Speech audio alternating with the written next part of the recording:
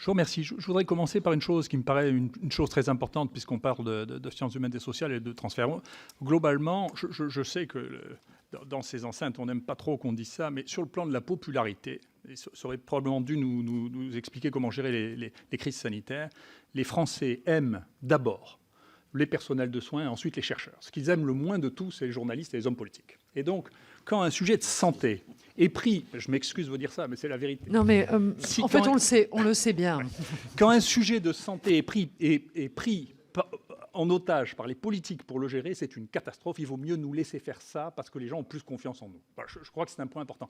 Cette confiance-là, il faut s'en méfier parce que on a un risque de décrédibilité de notre métier, parce qu'on passe d'une époque scientiste dans laquelle on croyait, on nous a cru tout puissants, on a remplacé les dieux.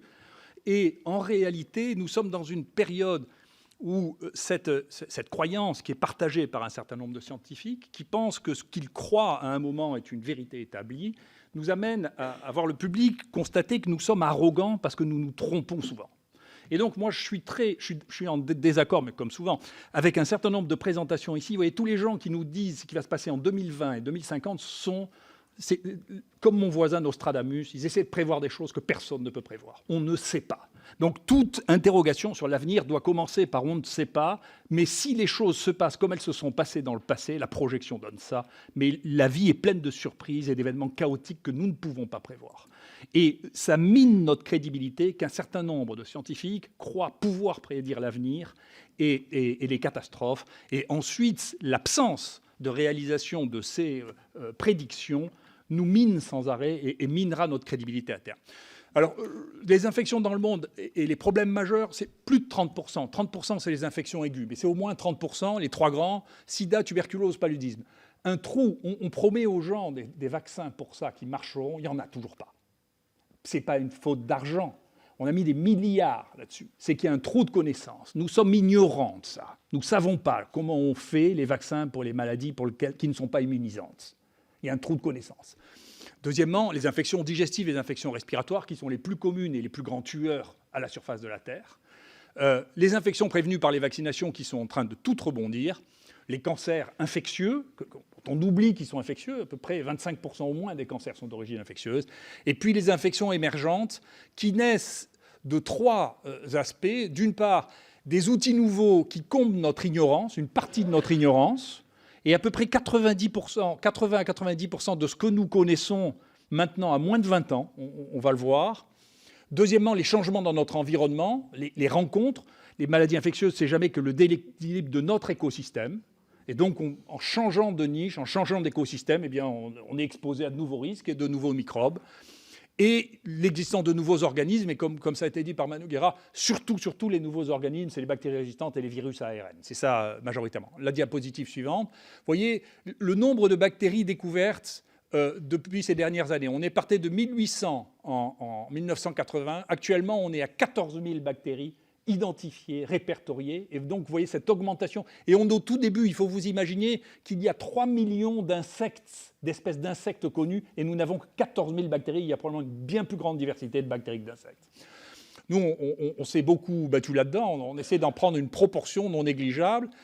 Et je veux dire que tout ça a été possible simplement, et c'est un vrai message que je veux vous faire passer, parce que dans les CHU, et grâce au financement du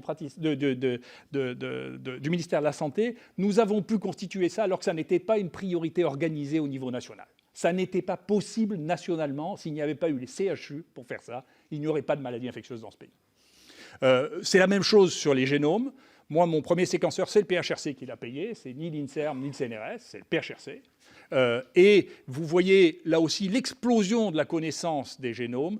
Demain, on fera des génomes en 24 heures sur les bactéries émergentes. Mais vous voyez sur la diapositive de droite la proportion de l'incompréhension totale du monde que nous avons. C'est-à-dire que quand on séquence tout ce qu'il y a dans notre environnement, eh bien, il y a 70% des séquences génétiques dont on ne sait pas si elles sont virales, si elles sont bactériennes ou si elles appartiennent à des eucaryotes. Donc c'est une ignorance complète de à quoi raccrocher 70% de l'expression du vivant nous est totalement inconnu et c'est un des défis de l'avenir.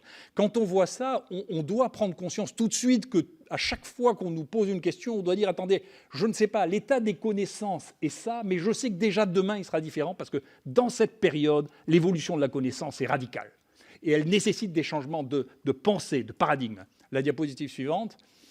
En même temps, nous sommes ignorants, mais on n'est pas tous au même degré d'ignorance. Il y en a qui sont ignorants parce qu'en plus, ils ne lisent pas, ils ne savent pas ce qui s'est passé. Donc il y en a qui sont ignorants parce que personne ne sait, et d'autres qui sont ignorants parce qu'ils ne savent pas. Je vais vous dire, premièrement, la folie de la grippe espagnole.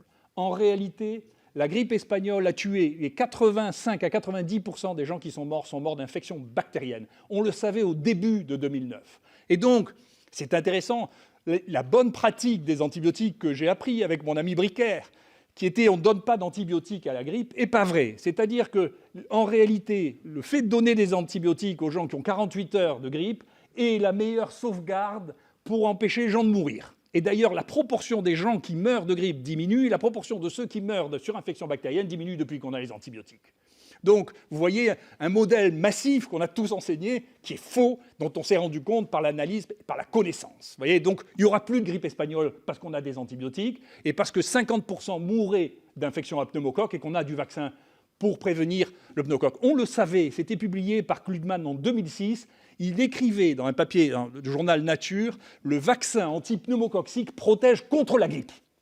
C'était écrit, on le savait. Mais c'est un de nos problèmes, c'est que les virologues ne lisent pas la bactériologie, les bactériologistes ne lisent pas la virologie, et que donc si vous mettez grippe, et que vous mettez ça comme mot-clé dans tous les meilleurs journaux du monde pendant 10 ans, il n'y en a pas un sur lequel il y a marqué grippe et pneumocoque, alors que c'est le pneumocoque qui tue dans la grippe. Vous voyez ? Donc c'est simplement de l'aveuglement. Le deuxième aveuglement, c'est la folie de la grippe aviaire. Attendez, toutes les maladies infectieuses émergentes commencent toujours par les formes les plus graves, et qui sont toujours détectés parce que le personnel de santé est malade. C'est comme ça qu'on les détecte. Quand un personnel de santé meurt de la même maladie qu'un malade qu'il a reçu dans l'hôpital, c'est comme ça qu'on découvre les maladies. Ça ne veut pas dire qu'elles sont plus mortelles. On est en train de voir dans la grippe aviaire, sur laquelle tout le monde fantasme, qu'en réalité, c'est plein de formes asymptomatiques. Il y a des gens qui sont au contact des poules, qui ont des anticorps contre H1N1 et qui n'ont pas fait la maladie. Elle n'est pas plus mortelle que les autres. Quant à l'image du furet, qui est devenu maintenant le grand prédicteur de ce qui va être la transmissibilité, si vous avez déjà vu comment se transmet la grippe entre les humains, c'est-à-dire essentiellement par les mains, si vous expliquez comment le furet peut devenir un modèle de transmission de la grippe, c'est que manifestement, on ne voit pas les mêmes choses. C'est pas vrai.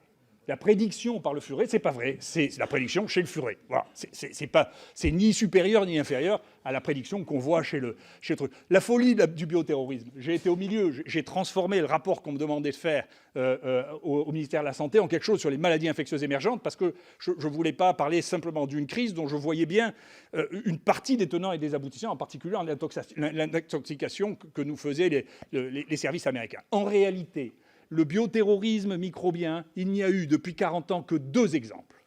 Un, c'est l'armée russe qui a développé dans un laboratoire P3 à Ekaterinbourg du charbon et qui a laissé s'envoler un nuage de charbon qui a tué au moins 100 personnes de sa propre population. Elle s'est tirée dans le pied. Deuxièmement, c'est les Américains, dans le laboratoire de Fort Detrick, ont recruté un scientifique qui avait un très lourd passé psychiatrique, qui était fou en pratique, qui travaillait tout seul, qui a militarisé les choses, qui est ressorti de Fort Detrick avec des ports de charbon dans les poches et qui a envoyé ça à des hommes politiques et des journalistes, qui a fait un foin et qui fait que l'ensemble des pays qui travaillent sur les bactéries un peu difficiles sont empoisonnés parce que les Américains ont été incapables de gérer dans leur armée des armes qu'ils mettaient au point eux-mêmes et qui n'ont tué que leur population. Et à partir de ça, on ne peut plus travailler sur la peste, on ne peut plus travailler sur la tularemie, on ne peut plus travailler sur des maladies qui tuent vraiment les hommes, parce que tout ce fantasme a pris toute la société autour du bioterrorisme, qui n'a jamais été que de la très mauvaise gestion des 2 plus grandes armées du monde. Je vous signale d'ailleurs que c'est les mêmes armées qui ont le virus de la variole, qui est la chose la plus dangereuse du monde. Donc ça devrait amener à des réflexions sur la destruction des souches de la variole. Quatrièmement, c'est une chose qui a pendant longtemps inhibé le développement des maladies infectieuses. Moi, je me souviens de Lazare me disant on ne va pas faire les maladies infectieuses à l'INSERM puisqu'il y a l'Institut Pasteur qui s'en occupe. L'Institut Pasteur, entre-temps, est devenu un institut essentiellement concerné par la recherche fondamentale et la recherche, le soin, l'épidémiologie, le diagnostic. Le diagnostic a été vendu à Cerba, l'épidémiologie a petit à petit disparu, le transfert a été vendu à Biorad et l'Institut Pasteur est devenu un institut essentiellement de recherche fondamentale qui se réouvre, c'est très bien, sur les maladies infectieuses, mais il ne faut pas croire que les problèmes du pays vont être gérés par l'image que vous avez de l'Institut Pasteur il y a 50 ans. Parce que j'étais étudiant, c'est plus le même. C'est la recherche fondamentale qui absorbe 90% de l'énergie de l'Institut Pasteur. Ça ne vous fera pas la santé. La santé, c'est les CHU. D'accord ? Il y a une discordance entre observation et chiffres nationaux. Moi, si vous voulez mon avis, la maladie prioritaire émergente dans ce pays, c'est les septicémies nosocomiales. J'ai estimé que ça a tué 12 000 personnes par an. Les Lyonnais avec qui on travaille pensent qu'il y en a 24 000 morts par an. Les Anglais disent qu'il y a 10 000 morts simplement par les septicémies à staphylocoque doré. Je m'excuse, c'est plus important pour l'instant que le SARS. Mais simplement, on ne le regarde pas. Je ne sais pas pourquoi ça n'excite pas les populations de voir qu'on meurt de bactériémie à l'hôpital alors qu'on ne pourrait pas en truc. Il y a des mesures pour pouvoir lutter contre ça qui ont été mises en place sur des sites pilotes aux États-Unis qui permettent de réduire de 30% cette mortalité par des mesures simples. Ça, c'est un élément essentiel. C'est de l'observation, mais c'est sûr que l'observation que nous faisons comparée à l'observation de l'INVS, dans le même temps, l'INVS notait sur la même période qu'il y avait 340 morts. Et nous, on pensait qu'il y avait, rien qu'à Marseille, une surmortalité de 100 personnes. Ça veut dire qu'on ne parle pas de la même chose. Et donc, il y a des moyens d'observation, pas seulement en Afrique, il faut regarder en France de quoi les gens meurent, ce qui est une chose très importante. Enfin, pourquoi ? C'est parce que la veille sanitaire est de nature biostatistique. Ce n'est pas les médecins santé publique qui font la veille sanitaire, c'est la biostatistique. Ça, c'est la leçon du CDC aux États-Unis. C'est fait par des PhD de biostatistique. On manie des chiffres, des données massives. Je vous rappelle simplement qu'en 1976, la maladie des légionnaires a été trouvée parce qu'il y avait une surmortalité des hommes de plus de 50 ans pendant 2 semaines à Philadelphie, que ça a été vu sans qu'un seul médecin ait vu. C'est des statistiques, c'est de la comparaison par rapport à la moyenne statistique. C'est comme ça qu'on découvre les pathogènes émergents. La diapositive suivante. Donc l'État doit s'appuyer sur une base scientifique élargie et rapide pour intégrer les données nouvelles qui se multiplient. Là, on est à l'âge des analyses massives. Tout est répertorié dans les hôpitaux. Il y a maintenant 3 programmes de microbiologie qui circulent dans tous les hôpitaux. Il faut utiliser et avoir des méthodes d'analyse massive. C'est un des points clés de l'avenir. Il faut détecter les événements anormaux. Il faut analyser les signaux. On a besoin de ça beaucoup plus que de réseaux. Un des problèmes que nous avons, c'est que l'INVS est venu du réseau national de santé publique, qui était un réseau de médecins. Maintenant, ce dont nous avons besoin, c'est d'analyse massive de données. Deuxièmement, il faut développer sur la veille sur les syndromes. La veille sur les syndromes, c'est non médical. Actuellement, si vous voulez savoir s'il y a le début d'une épidémie de gastro-entérite, ça a été étudié. Le premier signe, c'est vous tapez gastro-entérite sur Google. Si vous avez une augmentation massive du nombre d'interrogations dans le domaine où vous êtes, c'est le premier de tous les signaux. Le deuxième, c'est l'absentéisme des femmes jeunes, parce qu'elles gardent leurs gosses qui ont une gastro-entérite. Le troisième, c'est la consommation d'antidiarrhéiques dans les pharmacies. Et enfin, c'est seulement les médecins qui disent « Tiens, j'ai vu 3 cas de gastro-entérite cette semaine ». Donc il faut changer la nature de la veille des signaux. Il y a une restructuration de la recherche. Il faut mettre à la disposition de tous les investigateurs les données de mise à jour. Moi, j'avais dit à Jean-François Mattei en 2002, et son cabinet avait apprécié plus ou moins, ce que tu risques le plus, c'est que personne ne sait quand on meurt. Dans ce pays, ce que je vous disais, vous voyez, en 1976 aux États-Unis, en 2002, il n'y en avait pas le début de tout ça. Et je lui écris, c'est une des recommandations de mon rapport, je ne me souviens plus, la 73. Et vous savez ce qui s'est passé en 2003. En 2003, quand il y a eu l'explosion de la canicule, je l'ai appelé en lui disant « Écoute, tu es sûr qu'il n'y a pas de problème, est-ce que je peux t'aider ?» Je venais de finir ma mission au ministère. Il m'a dit « Non, je me suis tourné vers la Direction générale de la santé, qui lui a dit « C'est des bêtises, c'est la presse. » Août 2003. C'est-à-dire que les services de l'État étaient incapables. Et à la fin, les statistiques ont été faites par les croque-morts. C'est les croque-morts qui ont dit, écoutez, on est en rupture de cercueil au milieu du mois d'août à Paris. Donc c'est ça l'état de la veille. Et moi, j'ai demandé pour savoir, j'ai une hypothèse que je veux vérifier, je pense que H1N1 a sauvé 2 à 3 000 vies en France. Parce qu'elle a inhibé, pour des raisons absolument incompréhensibles, les autres circulations de la grippe, et qu'elle s'est arrêtée en décembre. Je veux vérifier ça. Donc je voudrais avoir les données du pays. Pour l'instant, on ne peut pas les avoir, et pour les avoir, il faut que je paye 30 000 € pour pouvoir savoir qui est mort dans ce pays et où, dans les données qui sont collectées par le pays. Donc vous voyez, l'accès aux données brutes, c'est un des éléments essentiels de la surveillance et il faut les mutualiser. Et enfin, il est nécessaire d'investir dans des nœuds technologiques multiples de type IHU, mais pas qu'à Marseille. La diapositive suivante. Il faut amener la diapositive suivante. Ah, c'est parti. Et enfin, on a une désorganisation, un centralisme, un isolement. Avoir créé l'INVS à Saint-Maurice sans microbiologie, sans malades, sans recherche et sans universitaires, c'est une faute. Il faudra bien à un moment réfléchir, il faut mettre les gens ensemble. Sinon, on crée des cultures qui sont non seulement séparées, mais qui deviennent antagonistes. Les uns et les autres se sentent en compétition, se disputent, ne pensent plus pareil. Ce n'est pas la peine de faire des réunions si les instituts sont complètement isolés. Il faut les regrouper, il faut faire des nœuds dans lesquels on met les gens ensemble et qui travaillent ensemble. On a détruit la recherche en maladie tropicale et des voyages. C'est quelque chose qui avait plus de 100 ans. L'armée, d'un coup, a décidé, ce qui était la plus grande source de médecins de médecine tropicale, a décidé de tout déplacer à Brittany. Et donc, on fait maintenant la médecine tropicale et des voyages à Brittany. Et à peu près tous les gens qui étaient responsables de ça, je regrette beaucoup parce que j'avais beaucoup aidé à la formation scientifique avec un accord avec l'armée, ont tous démissionné. On a détruit la base de ça. Les centres nationaux de référence se reproduisent à l'infini sans jamais faire face. Est-ce qu'en France, on a besoin d'un centre national de référence spécialiste de la peste, du charbon ou de la rage? Enfin, ou est-ce qu'il faut avoir des centres de connaissances? Ça n'a pas de sens par rapport à des priorités de santé publique. Les comités, je m'excuse de dire ça, vous voyez, vous me faites venir à Paris pour parler 5 minutes, mais faites perdre plus d'une journée pour ça. Donc, je le ferai une fois, je ne vais pas faire que ça, parce que je dois travailler de temps en temps. Donc les comités sont surtout composés d'oisifs ou de Parisiens. Parfois les deux. Pour des raisons mécaniques. Je m'excuse, ce pays pourrait aussi un peu se moderniser et commencer à faire des vidéoconférences qui ne nous obligent pas à perdre une journée pour venir discuter avec pendant une demi-heure. Il faut un peu se moderniser, tout ne peut pas se passer dans une salle de réunion au ministère. Donc ça, aux États-Unis, on fait ça depuis longtemps, je m'excuse, mais enfin, n'importe qui avec un ordinateur est capable de faire une visioconférence, il faut s'arrêter de nous faire venir pour rien. Voilà. Pour passer une journée et demie, sinon vous n'aurez pas, enfin vous aurez les experts que vous aurez, mais en tout cas vous n'aurez pas ceux qui travaillent, voilà, parce qu'ils n'ont pas le temps.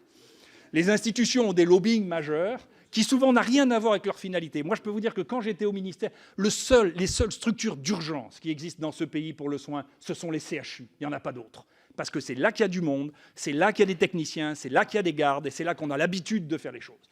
Moi, j'étais au ministère, quand j'étais au ministère de la Santé, la dame qui était en charge de ça voulait que tous les centres de réception de risques suspects soient au contraire extérieurs au CHU, y compris chez les gens qui n'avaient jamais organisé de cadre. Donc je pense qu'il faudra arriver à créer des pôles, des infectiopôles regroupant de façon transversale, et pas qu'à Marseille, j'avais proposé qu'il y en ait 7, y compris à Paris d'ailleurs, hein, qui a bien le droit d'avoir une organisation pour les maladies infectieuses.